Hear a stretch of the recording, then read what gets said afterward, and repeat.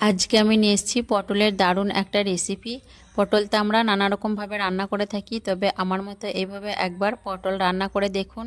এতটাই মজার হয় পটলের এই রেসিপিটি, যারা পটল খেতে পছন্দ করে না তারাও কিন্তু চেয়ে চেয়ে খাবে, এতটাই মজার হয় পটলের এই রেসিপি। তো চলুন তাহলে পটলের রেসিপিটি দেখে নেওয়া যাক। আর ভিডিওটি স্কিপ না করে দেখতে থাকুন কিভাবে আমি পটলের রেসিপিটা বানাচ্ছি। তো আশার মিনি কিচেনে সকল বন্ধুদের স্বাগত জানিয়ে শুরু করছি। এখানে দেখুন আমি 250 গ্রাম পটল নিয়েছি, আর পটলগুলোকে দেখুন পটলের গায়ে আমি অর্ধেক খোসা রেখেছি আর অর্ধেক খোসা বাদ দিয়েছি। এইভাবে করে পটলগুলোকে খোসা রেখে একটা পটলকে আমি 4 পিস করে কেটে নিয়েছি। দেখুন, দেখে বুঝতে পারছেন কিভাবে পটলগুলোকে আমি কেটে নিয়েছি। আর এখানে আমি নিয়েছি একটা বড় সাইজের আলু। আলুটাকেও দেখুন আমি খোসা ছাড়িয়ে ভালো করে এরকম লম্বা লম্বা সাইজ করে আলুটাকে কেটে নিয়েছি, আর বেশ ভালোভাবে ধুয়ে পরিষ্কার করে নিয়েছি। এখানে আমি নিয়েছি একটা ছোট সাইজের পেঁয়াজ, পেঁয়াজটাকে কুচি করে কেটে নিয়েছি। আর নিয়েছি এখানে আমি 6-7টা মতো কাঁচা লঙ্কা, আর নিয়েছি একদম ছোট সাইজের 2টো টমেটো। টমেটোটাকে এরকম লম্বা লম্বা করে আমি কেটে নিয়েছি। তো এগুলি আমার রান্নার জন্য লাগছে। তারপর আমি রান্নার জন্য গ্যাস অন করে কড়াইয়ে দিয়ে দিলাম পরিমাণ মতো সর্ষের তেল। তেলটা একটু গরম হয়ে আসার পর দিয়ে দিচ্ছি 2টো শুকনো লঙ্কা ছিঁড়ে, আর দিয়ে দিচ্ছি ছোটো চামচে 1 চামচ গোটা কাঁচা জিরে। দিয়ে নাড়াচাড়া করে জিরে আর লঙ্কাটা একটু ভেজে নেব।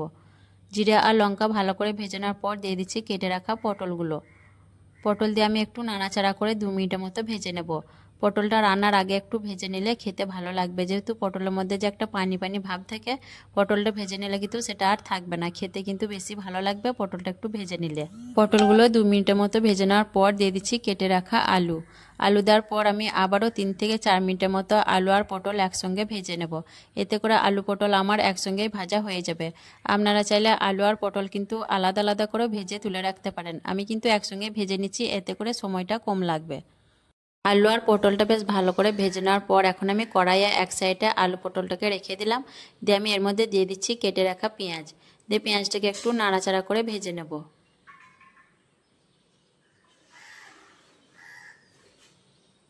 পেঁয়াজটা একটু ভেজে নেওয়ার পর দিয়ে দিচ্ছি সামান্য রসুন বাটা, আর দিয়ে দিচ্ছি সামান্য আদা বাটা।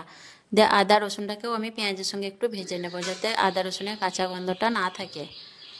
এইভাবে করে একটু ভেজে নিতে হবে। আদা রসুন ভালো করে ভেজে নেওয়ার পর এখন আমি একসঙ্গে আলু পটল আর আদা রসুন পেঁয়াজ একসঙ্গে একটু নাড়াচাড়া করে মিশিয়ে নেব। মিনিট 2 মতো একটু নাড়াচাড়া করে মিশিয়ে নিচ্ছি।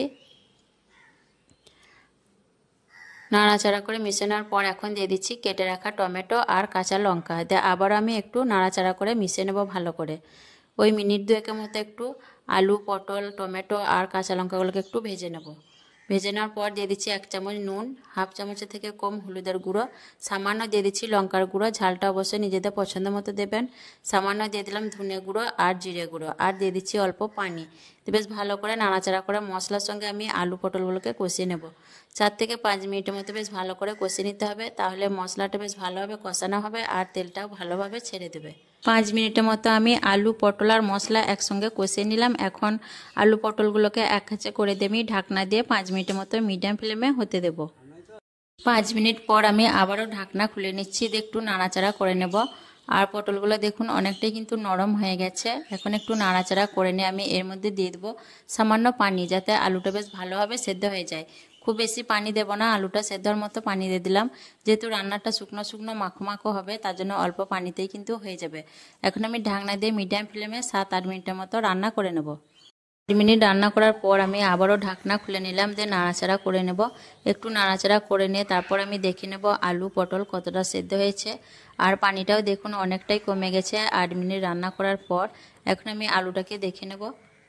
তো আলু দেখুন খুব সুন্দরভাবে সেদ্ধ হয়ে গেছে, আর পটলগুলোও কিন্তু বেশ ভালোভাবে সেদ্ধ হয়ে গেছে, দেখে বোঝা যাচ্ছে। এখন আমি নাড়াচাড়া করে নিয়ে কিছু আলু গলিয়ে নিচ্ছি। আলুটা গলিয়ে নিলে রেসিপিটার মধ্যে বেশ মাখো মাখো একটা ভাব আসবে, খেতে কিন্তু বেশ ভালো লাগবে। তার জন্য দেখুন আমি অল্প আলু এইভাবে করে গলিয়ে নিচ্ছি। তারপর আমি আরও 2 মিনিটের মতো নাড়াচাড়া করে নেব, যাতে রেসিপিটা আরও একটু মাখো মাখো হয়ে যায়, যাতে পানিটা একদম টেনে যায় আর শুকনো শুকনো একটা ভাব চলে আসে। 2 মিনিটের মতো নাড়াচাড়া করে নিলেই কিন্তু আমার রেসিপিটা সম্পূর্ণ তৈরি হয়ে যাবে, আর রান্নাটা থেকে তেলটাও ছেড়ে দেবে। তো অবশ্যই একবার এইভাবে পটলটা রান্না করে দেখবেন। যারা পটল খেতে অপছন্দ করে তারাও কিন্তু চেয়ে চেয়ে খাবে, এতটাই মজার হয় পটলের এই রেসিপিটা। তো 2 মিনিটের মতো নাড়াচাড়া করানোর পর দেখুন তেলটা কিন্তু বেশ ভালোভাবে রান্না থেকে ছেড়ে দিয়েছে। এখন আমি আপনাদের পরিবেশন করে দেখিয়ে দিচ্ছি। দেখুন তো মাশাআল্লাহ দেখুন দেখতে কতটা লোভনীয় হয়েছে আর খেতেও কিন্তু ততটাই মজার হয়েছে এই রেসিপিটা।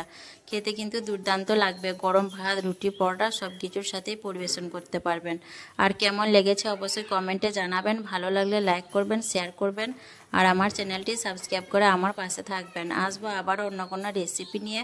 সকলে ভালো থাকবেন, সুস্থ থাকবেন। আল্লাহ হাফেজ।